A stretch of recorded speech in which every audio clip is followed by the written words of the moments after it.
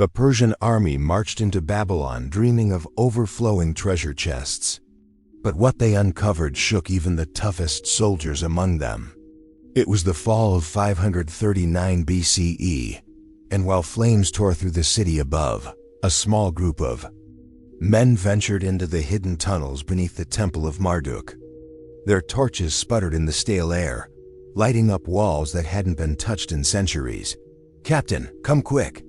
The youngest soldier shouted, his voice trembling.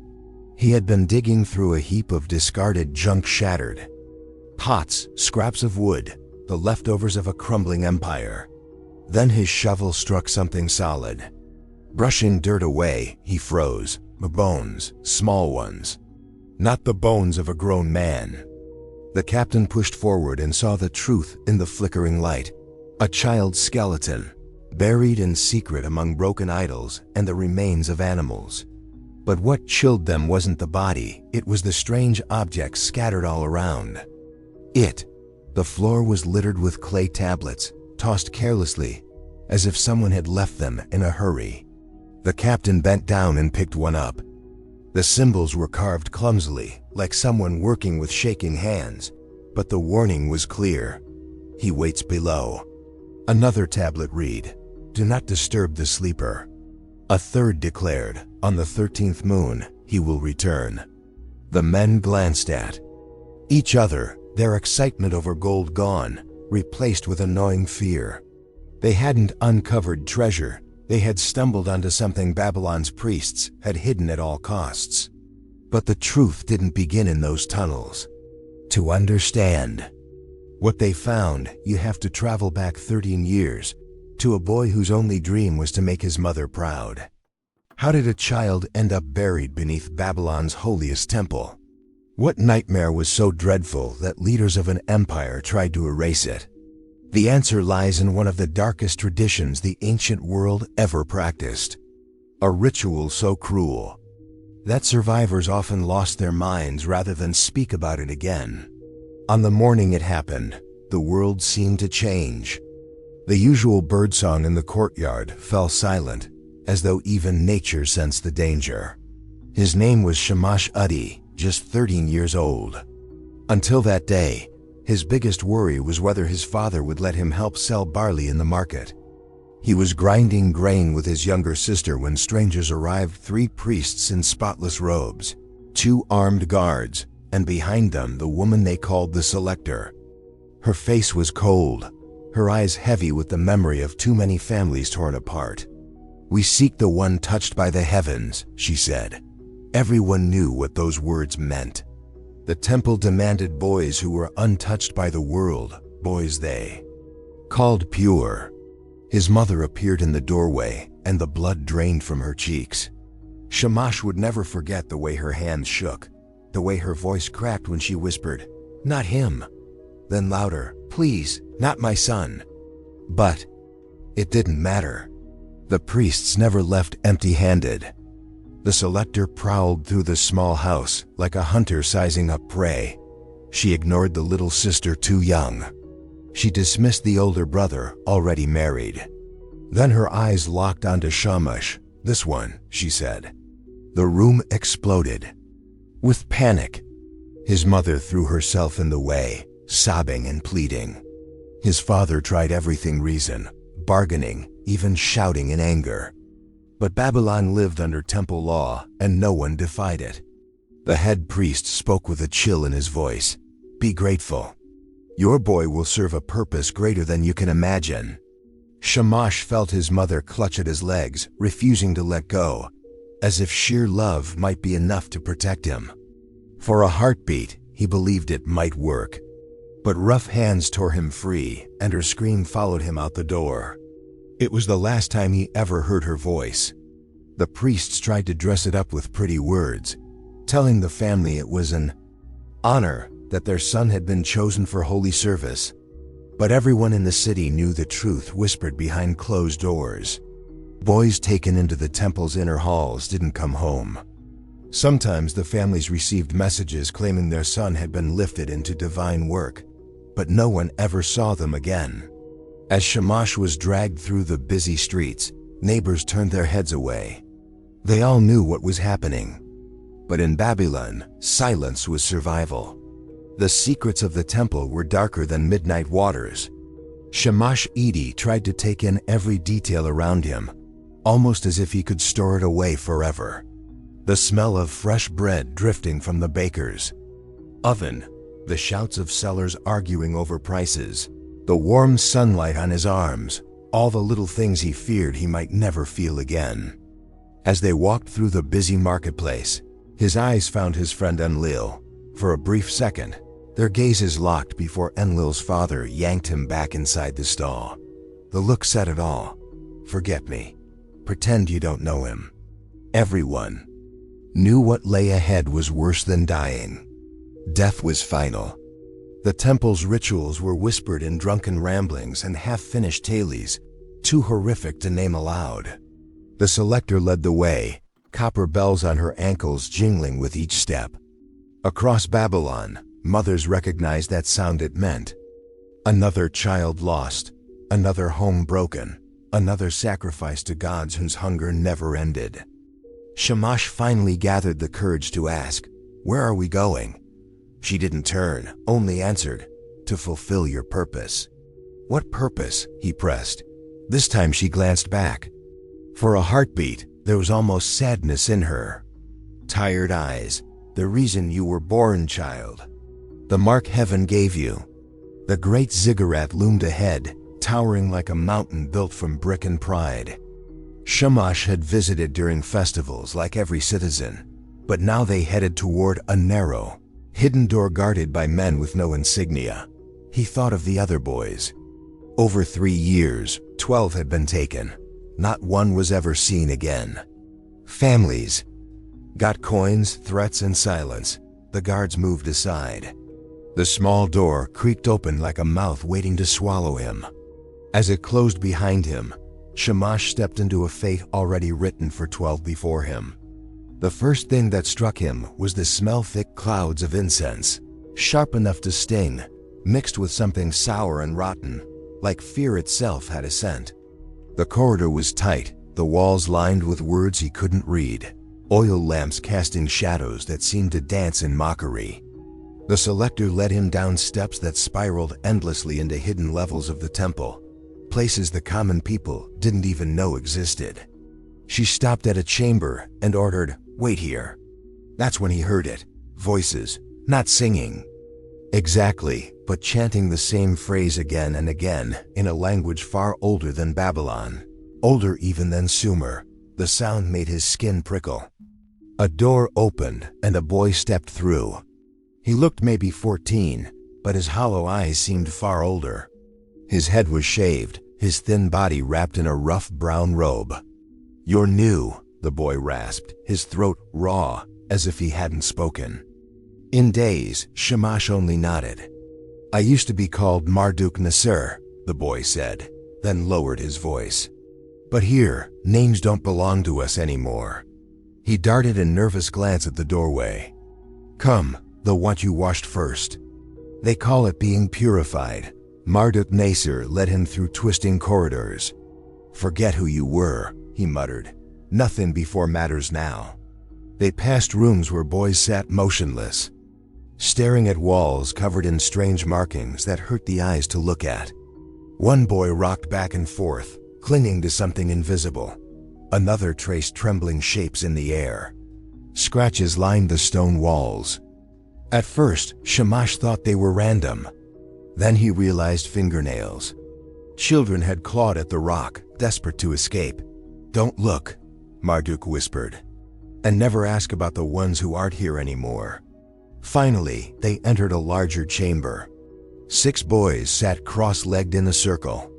Every one of them wore the same shapeless brown robes. Red cords knotted at their waists, their faces pale and sunken. Their eyes carried the same emptiness, as if the life had already been drained out of them. Marduk spoke softly, almost with ceremony. "Brothers, another one has arrived." The boys lifted their heads, their faces showing both sympathy and relief. They felt sorry for Shamash-Edi, but also thankful that someone new had arrived, because it meant the priests might focus on him instead of them. An older priest stepped inside, his face hidden behind a bronze mask shaped like a hawk. The boys instantly dropped flat on the floor in worship, but Shamashidi just stood there, confused. The masked priest tilted his head, studying him like a predator. "You'll understand soon," the voice rasped from behind the mask, rough like stone, grinding against stone. "They all understand eventually." That night, the boy who had tried to warn Shamashidi vanished. Marduk Nasir, the only one who had shown him even a spark of kindness, simply disappeared. By morning, no one spoke his name. When Shamashidi asked, the other boys repeated coldly, "There are only 8 chosen. There have only ever been 8. But he knew he had counted 9 the night before. The purification started quickly. They stripped him bare, burned his clothes, and shaved every bit of hair from his body. The bath water they forced him into smelled sweet, but beneath it was the metallic bite of blood. Later he realized it wasn't just water mixed with oils, it was old blood. Then came his name. "You are not Shamashidi," the priest in the bronze mask declared. "You are nothing. You are an empty vessel, waiting to be filled." Hours of chanting followed, the droning, words washing over him until his head spun. Some boys repeated them perfectly, their voices hollow and mechanical. Others stumbled through. One boy didn't chant at all, he only smiled at some invisible vision, as if lost in another world. Finally, they tied a red cord around Shamashidi's waist. "This binds you to your duty," the priest warned. "If you remove it, the gods will notice, and the punishment will be inventive."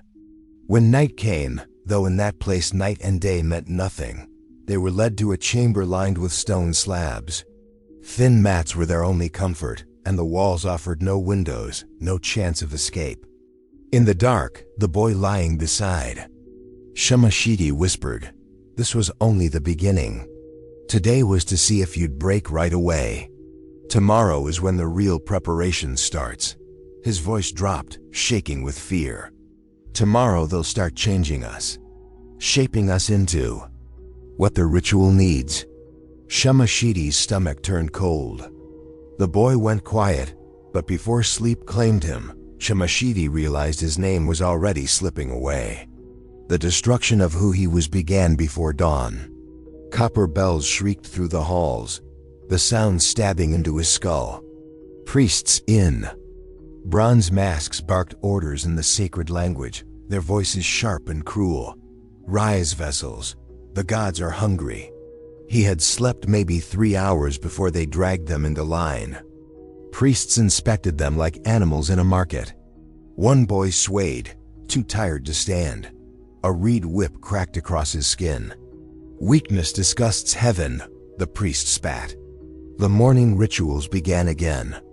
Each time one boy faltered, all 8 were forced to start over.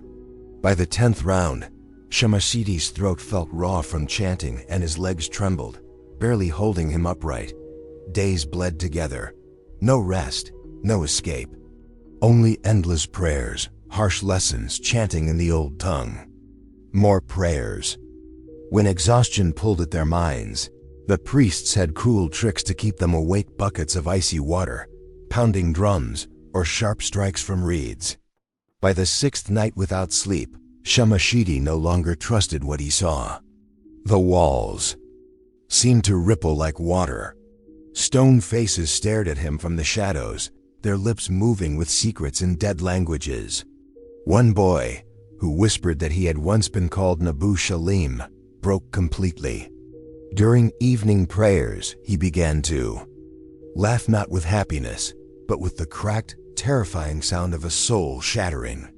He laughed so hard it turned into madness, blood running from his nose, until his voice broke and the priests dragged him away.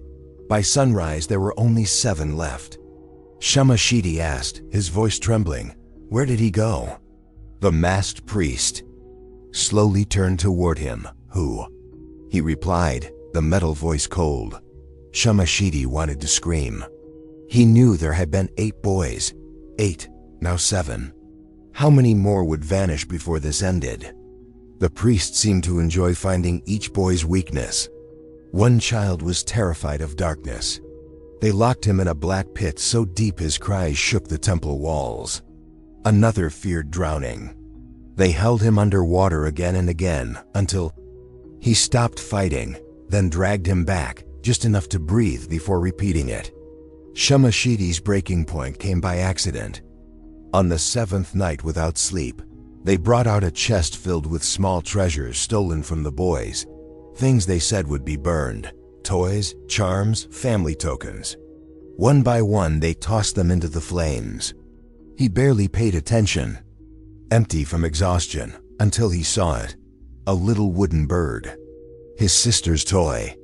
The one she clutched when the priests had taken him away. "No," he whispered, then shouted, "No." He lunged at the fire, desperate to save it, but the priests held him back. Something snapped inside him. He fought like an animal, even knocking one priest to the ground before they finally pinned him down. That was when they decided he needed special treatment. They shoved him into the silence box, nothing but stone all around, barely enough. Space to sit, no sound, no light, no one. In that void, the mind eats itself. Hours blurred into days. By the time they pulled him out, his voice was gone.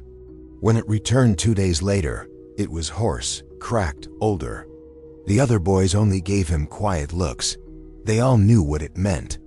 Each of them had been broken in some private way. Each had reached their limit, then been forced past it. But something else was happening.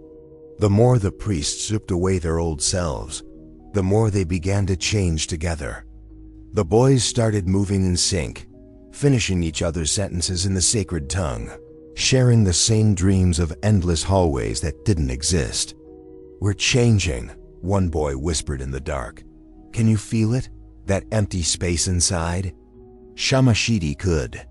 The hollow spot where his name, his family, his past used to be. And he knew it was waiting for something. Something the priests called their sacred purpose. On the 13th night, bone-tired and half-dreaming, he finally understood. This wasn't training, it was erasing. They weren't shaping them for the ritual, they were hollowing them out so something else could be poured inside. And then came the moment that proved him right. The priests unlocked a hidden door deep beneath the temple. It took 3 of them, each with a different key, to open it. When the door swung inward, cold air rushed out carrying a stench that made his gut twist and sense copper and the rot of death. The 7 boys were ordered inside, heads bowed, red cords glowing faintly in the lamplight. Shamashidi risked a glance at the chamber and wished he hadn't. It was a perfect circle, carved from a black stone unlike anything near Babylon.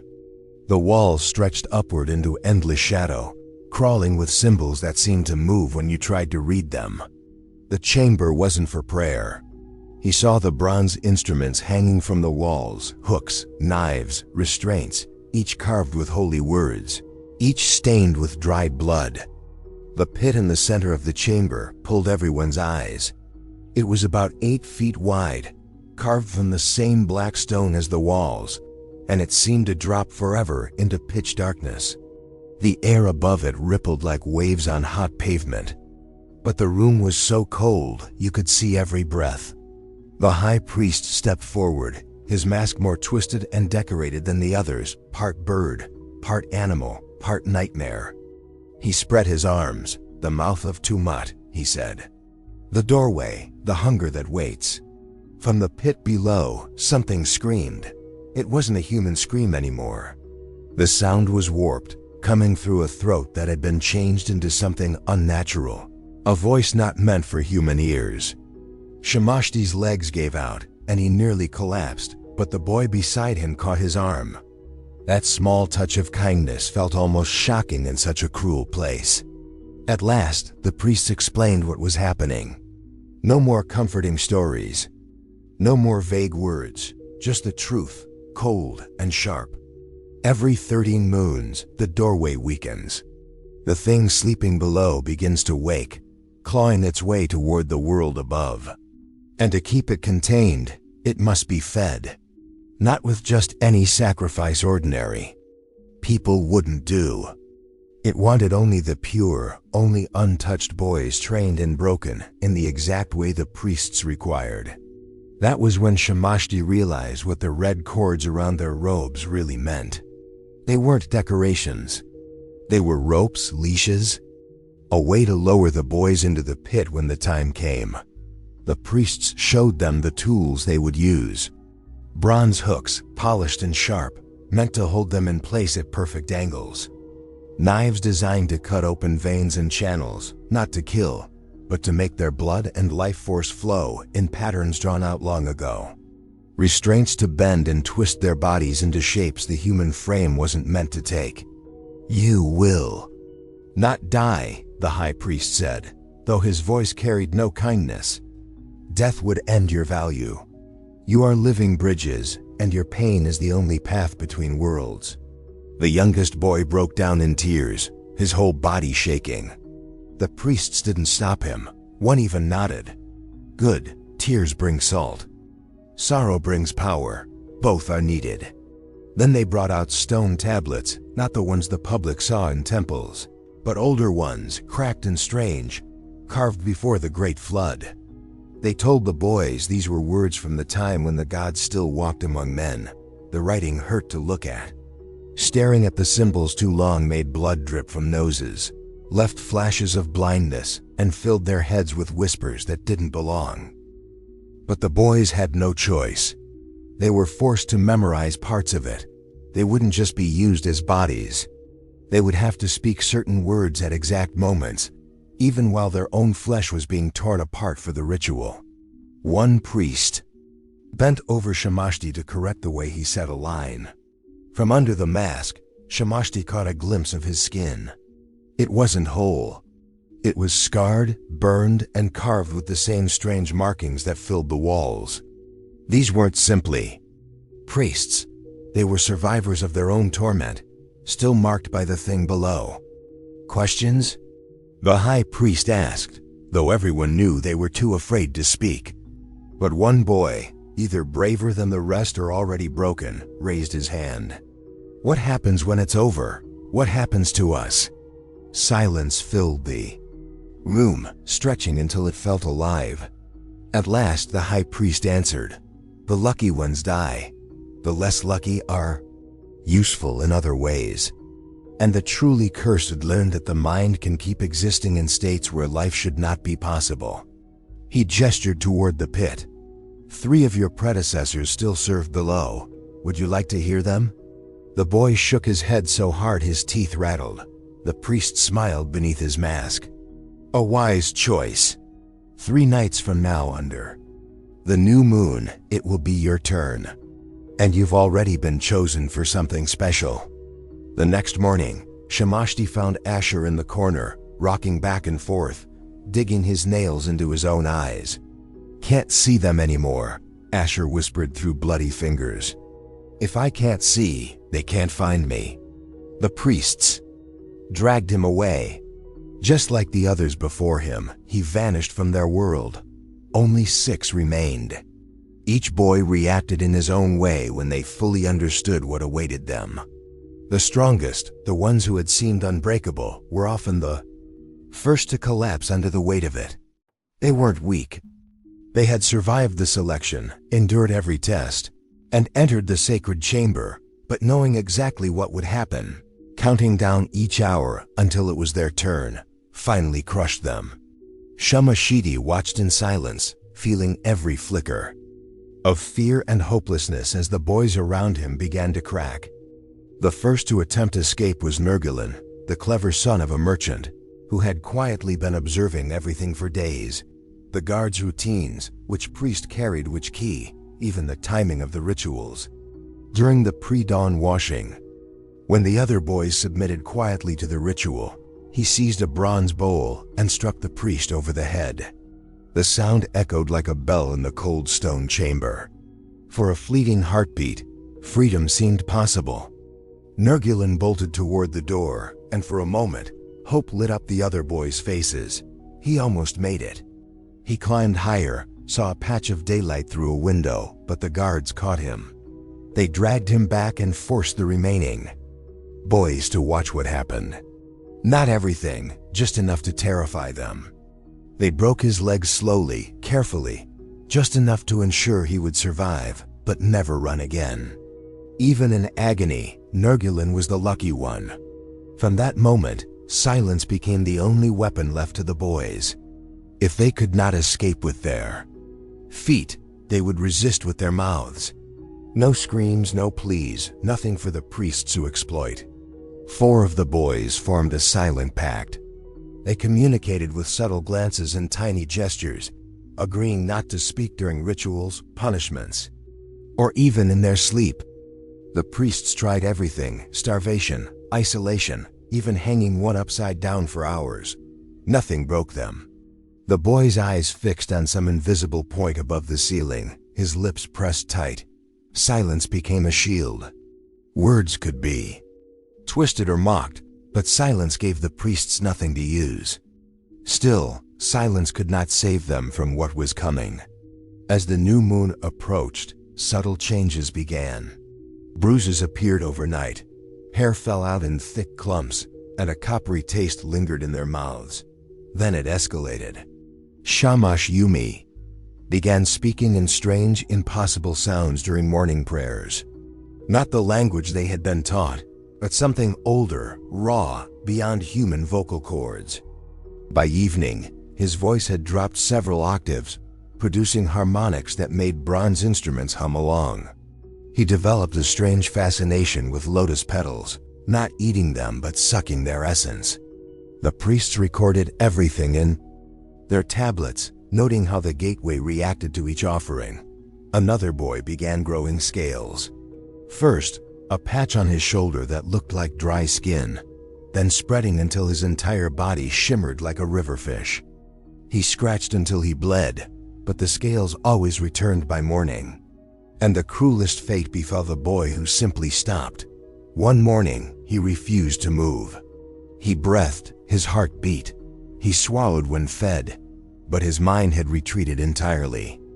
The priests called it perfect emptiness, a vessel emptied of all self. To them, it was the ultimate success. Every day, the chamber seemed to grow colder, the shadows deeper, the boys' fear more tangible. They huddled together when they could, sharing small, silent gestures of comfort. Yet the terror was relentless. The new moon loomed, and with it, the rituals that would test their bodies, their minds, and their very souls. And Shamashidi knew, when his turn came, there would be no hiding, no escaping. Only the choice to endure or disappear like the others before him. They moved him like a lifeless doll during the rituals, arranging his body however they pleased. He stayed in that position for hours, sometimes a tear sliding down his cheek. Yet his mind seemed completely elsewhere, aware but strangely absent. By the night before the new moon, only 3 boys could still walk and speak Shamash Adi, and 2 others whose names had been erased from memory so thoroughly that even thinking about them felt impossible. The high priest announced that the main ritual would begin tomorrow, but tonight they would prepare the first offering. It began with a strange, subtle pain in Shamash's spine, as though his bones were remembering shapes they had never held. He woke to find his body changing in ways that made no sense. His spine curved sharply overnight, not the gentle slouch of bad posture, but hard, unnatural angles that made lying flat impossible. "Magnificent," the priest whispered, running his fingers along the protruding bones, calling it a sacred pattern writing itself onto his body. Each day, the curve worsened, pain shooting through him if he tried to straighten, easing only when he accepted the twisted form and hunched forward. The other boys faced their own terrifying transformations. One grew joints where none should exist, his forearms bending in 3 sections, his neck twisting far beyond human limits. Another's skin thinned, revealing veins, muscles, and structures beneath that should not exist in any living creature. Your bodies are preparing for communion, the priest explained in reverent tones. "What you see as deformity is simply efficiency. Your flesh obeys the ritual." The priests called it becoming sacred, but it felt like dying in slow motion, fully aware of every change and every pain. Shamash and Edie's legs weakened over 3 days. Despite being forced to walk endless circuits of the chamber, their muscles withered. First, they leaned on walls for support, then crawled, until their legs were little more than fragile sticks that could barely hold their bodies. "Roots," one priest murmured, marking clay tablets. "He grows roots for the descent." When they were dragged to the pit's edge and let their legs dangle, the limbs grew rigid, stretching downward as if reaching for something far below. A pale green glow began creeping across their skin, starting at the fingertips, toes, and tip of the nose. It wasn't sickly, but eerie, almost like their bodies were creating their own faint light. In the darkness, the glow painted moving shadows on the stone walls, shadows that seemed to have a life of their own. Shamash's senses changed as well. He could see through solid stone walls, revealing hidden chambers filled with ghosts of boys who had come before. Some were trapped in motions that mimicked their final days. Others showed horrors too horrifying to name. In one chamber, he saw Nurgle Dan, the boy who had tried to escape. Twisted and fused into the wall, he had become a living conduit for the temple's dark energy, his eyes following Shamash and silently pleading for mercy that would never come. The changes weren't just physical. Food altered them in strange, disturbing ways. Sensations that should have been normal taste. Touch, even sight, became overwhelming, bending their minds and bodies in ways that left them barely recognizable.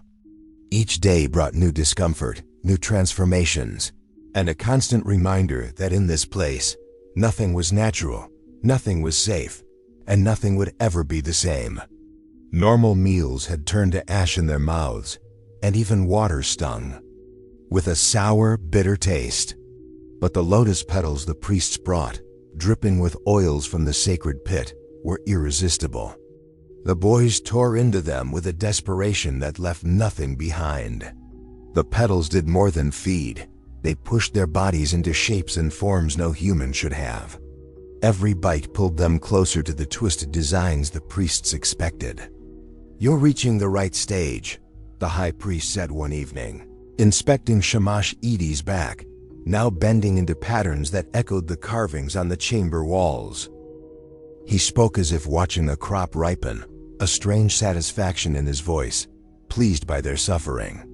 The boy whose skin had turned almost see-through changed first. His body surrendered quickly, his organs glowing faintly beneath the surface, and the flow of energy inside him visible as streaks of light. The priests wrapped him in copper wire, placing him carefully over the pit, starting the ritual to draw what slept below. Shamash Edie and the other boy could only watch, their own forms already distorted beyond normal limits. The transparent boy didn't cry or shout. His voice had changed long ago, producing only eerie harmonic tones that made the bronze instruments hum and vibrate.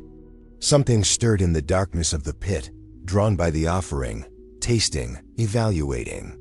His final glance at Shamash Edie carried a deep understanding, a quiet acceptance of what was coming. The head priest looked at him and smiled softly.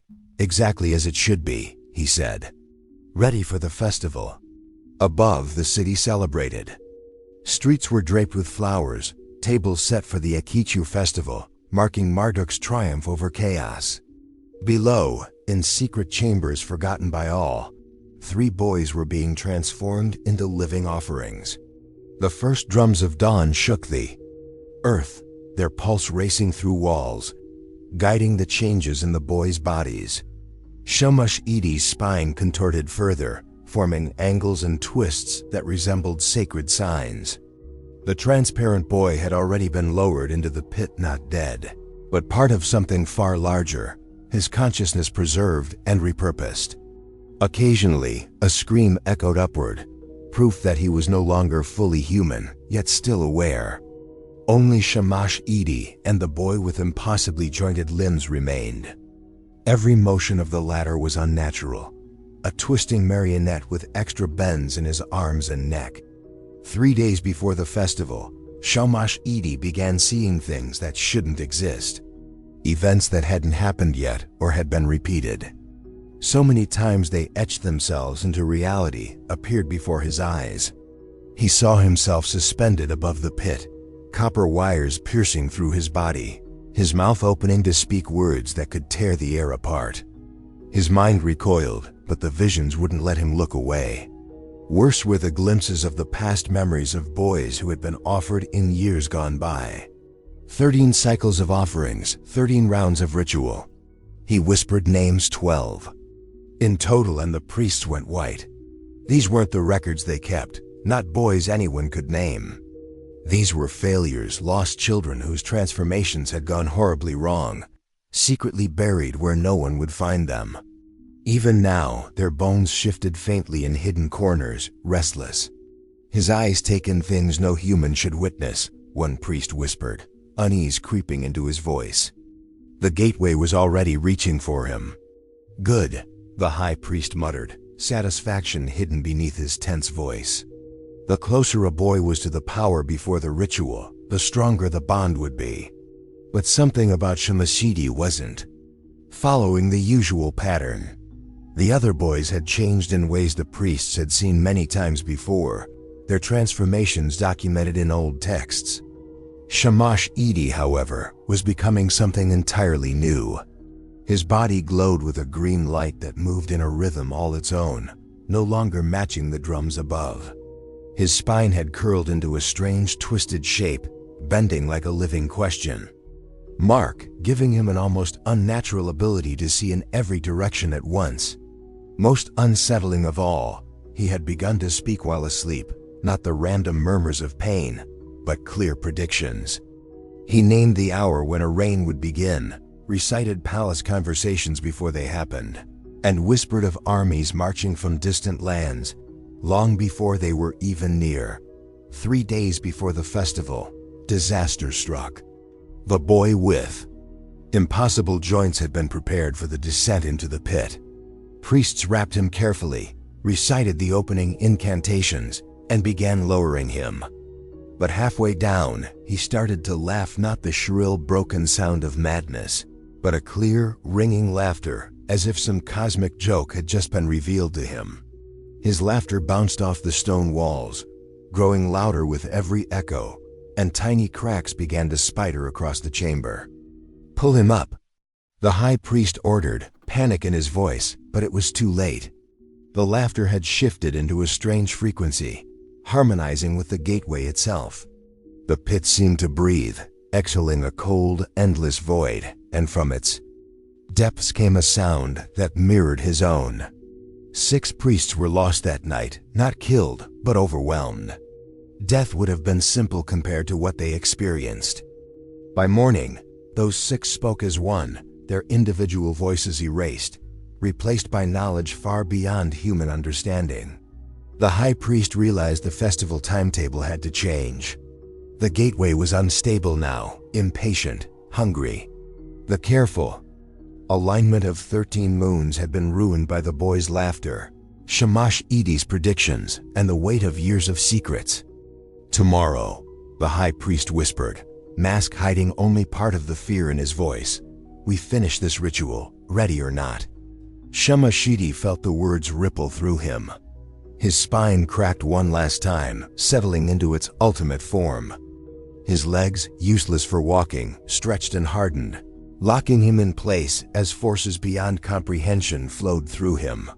As the festival drums began to pound, his breathing became harsh and racked with effort. The ritual had to start immediately. The last sound he registered was the head priest's curse. He's surrendering too soon. For days, his body had fought to survive. Now it was giving in. His gasps barely moved his transformed chest, and the green light flickered like a dying candle. His twisted spine began to straighten as muscles exhausted themselves. "No, no," the high priest screamed, ripping off his mask. His own face was scarred and worn, one eye clouded with blindness, skin stretched over bones that had witnessed too much. "We need him alive for the binding," they cried. Every attempt failed. Sacred oils poured down his throat only to bubble back, rejected by a body shutting down. The lotus petals he had once craved now made him heave. Copper wires meant to channel energy slipped uselessly from his failing flesh. And then, at the very moment the sacred words were spoken, his heart simply stopped. Shamash Edid's final. Breath left him as the priests called to the hunger below, arranged him over the pit, and tried to open the gateway, but the ritual claimed nothing. The room fell into an eerie silence, so heavy it pressed against everyone's ears. Then came a sound from deep below, not the eager stir of something waking, but a cold, empty noise, like a hunter discovering its prey had already died. The high priest's mask slipped for a moment, revealing a face drained of color, wide-eyed. With panic, the ritual needed a living vessel, a body through which the power could flow. The gateway had opened, the hunger summoned, but there was nothing alive to carry it. Suddenly, the pit began to pour out darkness, not simple shadows, but a thick, choking blackness that swallowed light, filling the air with a heaviness that almost hurt to breathe. Whispers hissed inside it, in a language older than any human tongue. The darkness surged like water, touching bronze instruments and aging them instantly, turning them brittle and cracked. "Seal it, close the gateway," someone screamed. But the ritual's force had taken on a life of its own. 13 years of sacrifices, 13 festivals, had taught whatever lay below to expect its meal. And now denied, it was coming up to collect in person. The high priest grabbed Shamashidi's lifeless body, desperate. He pressed on the chest, blew into lungs that would not breathe, traced sacred patterns on the boy's skin, praying for a spark of life. Nothing happened. The boy was gone, and with him, any hope of finishing the ritual. There were only 4 hours left before dawn, 4 hours before the festival goers above expected the familiar ringing of the ritual bells, a sign of another year secured with innocent blood. The darkness had already filled half the chamber, and things moved within. Its shapes that weren't quite shapes, hints of impossible anatomy. Young priests panicked and ran, leaving their posts. The older priests tried to continue, but fear made their voices shake, and every mispronounced word made the darkness churn more violently. The high priest's face tightened. If they couldn't complete the ritual, they could at least cover it up. He barked commands in the practical tongue, not the sacred one. Burn everything: scrolls, instruments, records, every trace that the ritual had ever happened. Collapse the lower chambers, seal the doors with molten lead. And the boy? Bury him somewhere no one would think to look. As they wrapped Shamashidi's twisted body in rough cloth, no one noticed the servant girl standing in the shadows, clutching a clay tablet. She had been fetching water for the priests for years, a ghost among them, always quiet, always unnoticed. But she had seen the boys go down into the pit and never return. Tonight, she had watched the final failure, the end of a system built on suffering. On her tablet, carved with a crude knife, were simple words. Below the temple where they burned the broken gods, a boy died to save us all. His name was Shamash. Edie, remember him. Through the night, the priests worked frantically, their terror driving them. They destroyed tunnels, burned the lower chambers with oil, smashed records spanning over a decade. The flames roared, but not everything burned. Some screams echoed up, proving not all could be destroyed. By sunrise, it was as if the ritual chambers had never existed. A story was already being shaped for the outside world. A minor fire in storage, quickly contained, nothing more. The festival would go on. But the gateway, denied its proper meal, had not closed completely. Between the cracks of reality where the ritual tore open space, something remained. Darkness seeped out slowly, subtly, like poison through the roots of the city. Babylon, built on hidden suffering, would feel it in time. They had burned his mat, his clothes, the incense he touched, but they could not burn memory. The high priest oversaw every last detail, personally, as the truth of what happened slipped silently into shadows. The high priest's face was twisted in panic, his mask barely hiding his fear. Everything connected to Shamash-Edi and the ruined ritual had to disappear before sunrise and the festival began. Babylon's whole power rested on the favor of the gods, and that favor demanded flawless ceremonies. A failure this big could unravel everything they had built. The boy's transformed body was the hardest problem of all. They couldn't burn it. Any flame touching his flesh released poisonous smoke that made even the strongest priests gag up blood.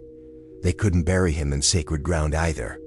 The earth itself rejected him, as if spitting him back like a curse. Finally, they carried him to the refuge pit behind the temple, a place where broken idols and failed sacrifices were thrown away. Somehow, it felt right. He had been meant as an offering to stop disaster, and instead, he became the refuge. The ground where they laid him was warm, pulsing faintly, like something underneath was still reaching up, still hungering, still waiting. The priests worked fast, piling shattered statues and animal bones over his twisted form, trying to make the grave look like ordinary temple waste. But strange things began immediately. Before sunrise, the first priest who had closed Shamash-Edi's eyes fell sick. That same glowing green light haunted his vision. Every time he blinked, he saw the boy's last moment. By noon, he spoke in tongues. By sunset, blood ran down his face like tears. "The touch of the failed vessel carries a cost," whispered another priest. Every one of them had touched the body, taken part in the cover-up. How many would fall to this creeping curse? Through it all, the servant girl moved like a ghost, quietly recording everything on her growing stack of clay tablets. She had found a hidden nook in the temple walls, a place no one would notice, where she could work in peace. Tablet after tablet, she carved the truth. The priests burned their records, but fire could not erase what had happened.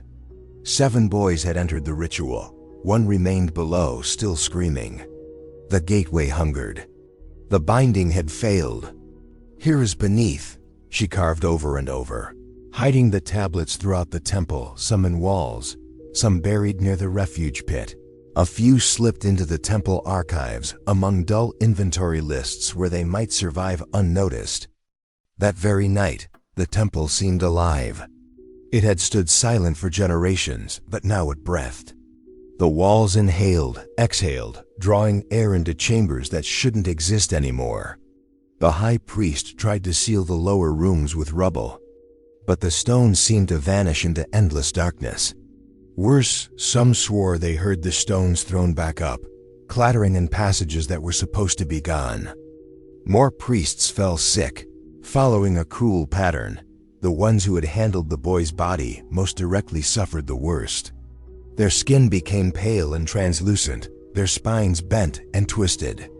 The transformations that had claimed the boys now spread to their tormentors, but without guidance. The changes were wild, agonizing, and uncontrollable. Within days, every priest who touched the boy's body was either dead or insane. Meanwhile, the servant girl kept hiding her tablets in spots she knew would be discovered centuries later. She buried some where foreign soldiers might dig, others in foundation stones for future builders, and some in the archives where scholars might piece together the truth. Each tablet was a seed, waiting for the right moment to grow. Her final tablet was different, longer, detailed, hidden inside a pottery jar, buried directly above Shamash-Edi's grave. On it she wrote simply, "Here lies a boy who saved Babylon by refusing to die properly." The priests had tried to feed the darkness with his pain, but when he died at the wrong moment, everything went wrong. Their ritual fell apart, and the thing they had chained was free again. Babylon itself would crumble because of this boy. No more children would suffer in the hidden chambers below. His name was Shamash Adi, son of Marduk Balasu, brother to little Ishtar, who loved carving tiny wooden birds. Remember him not as a victim, but as the one who closed the gateway by breaking the lock. When Babylon falls, it will be because of the freedom he claimed. He rests now, he is safe. Justice has found him. By dawn, the priests had erased all evidence. The festival went on, and the people celebrated, completely unaware that 13 years of horrors buried beneath them had finally erupted. But the servant girl's clay tablets waited quietly, like seeds in the dirt, ready to reveal the truth when the empire's grave was finally opened. At first, the strange breathing behind the temple walls was soft. By the third night, even the king could hear it.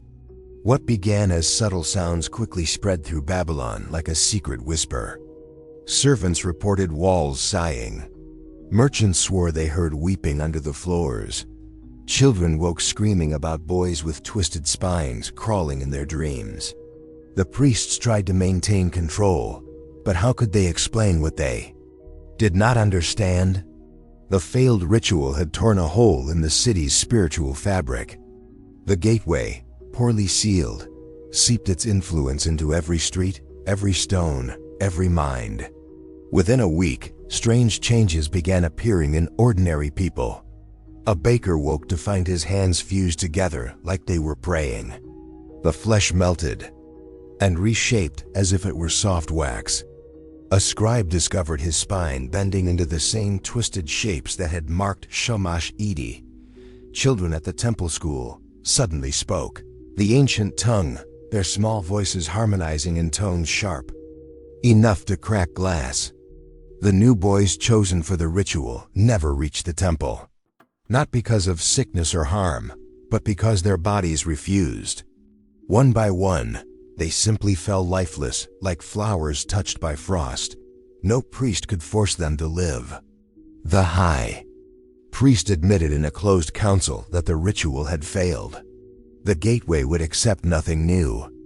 It wanted the specific boy, prepared over 13 moons, shaped by the old rites, Shamash Adi. But he was gone, his body left to rot in the refuge pit. His spirit had been freed by his untimely death. Attempts to dig him up only revealed empty cloth and a single clay tablet. He was gone. The city, however, was not. Even the king's food began to rot when touched by the priest's blessings. Meat turned green, wine curdled into thick blood, bread grew glowing mold.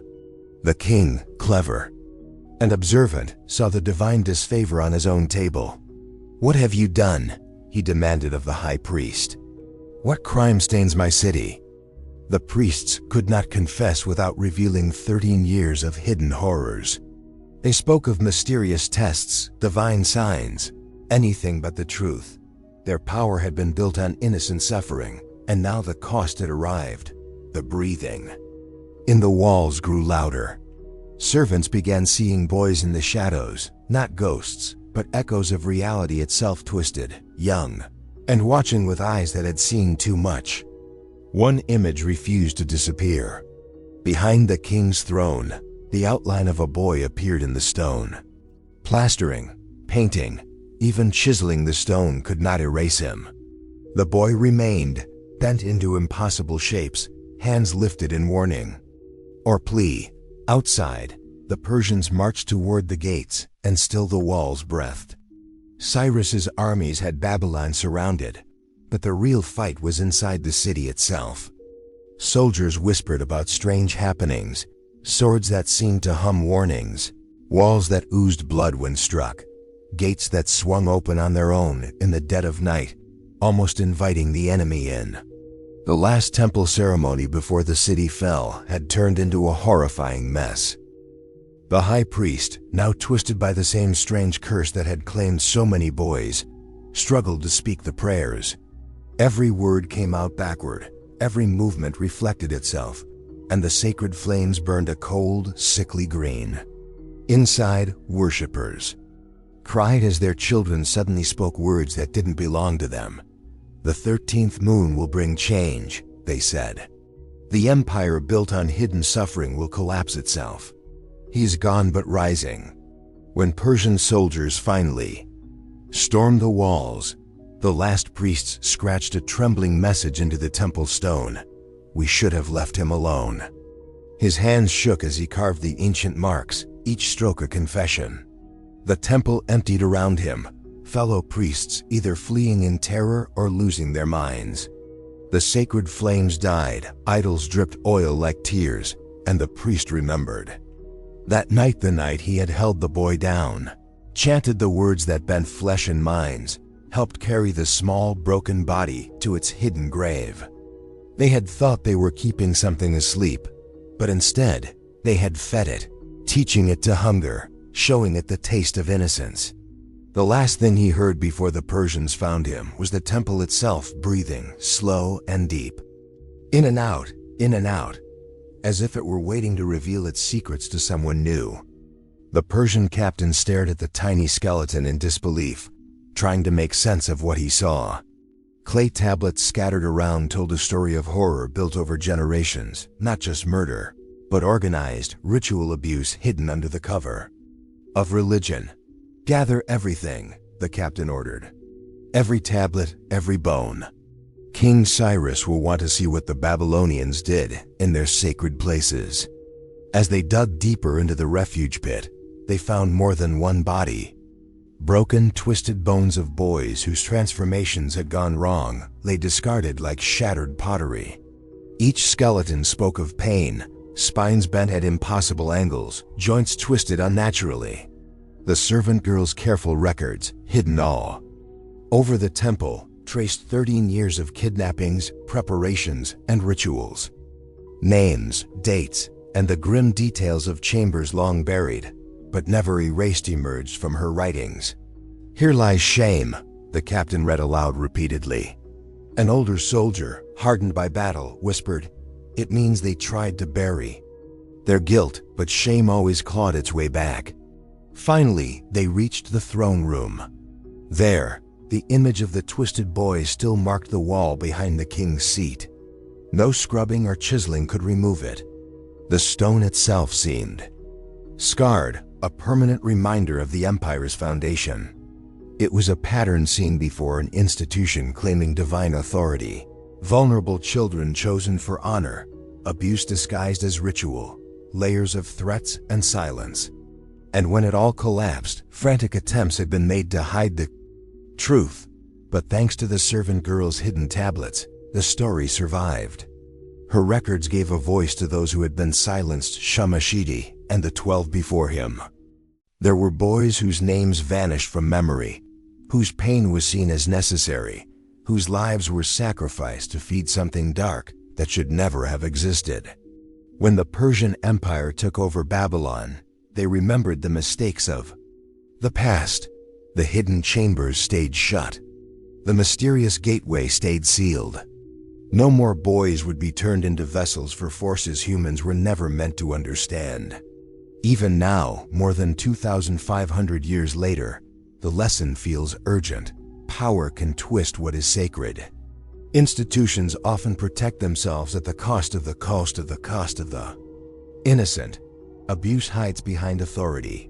The weak are silenced while their oppressors claim divine right. The strange breathing in Babylon's walls finally stopped, but only after the empire collapsed. Only after the priests who caused the horror were consumed by what they had unleashed. Only after the buried truth finally surfaced. Some say that if you listen carefully among the ruins of Babylon today, you can still hear faint breathing under the stones. But maybe it isn't waiting, it's warning.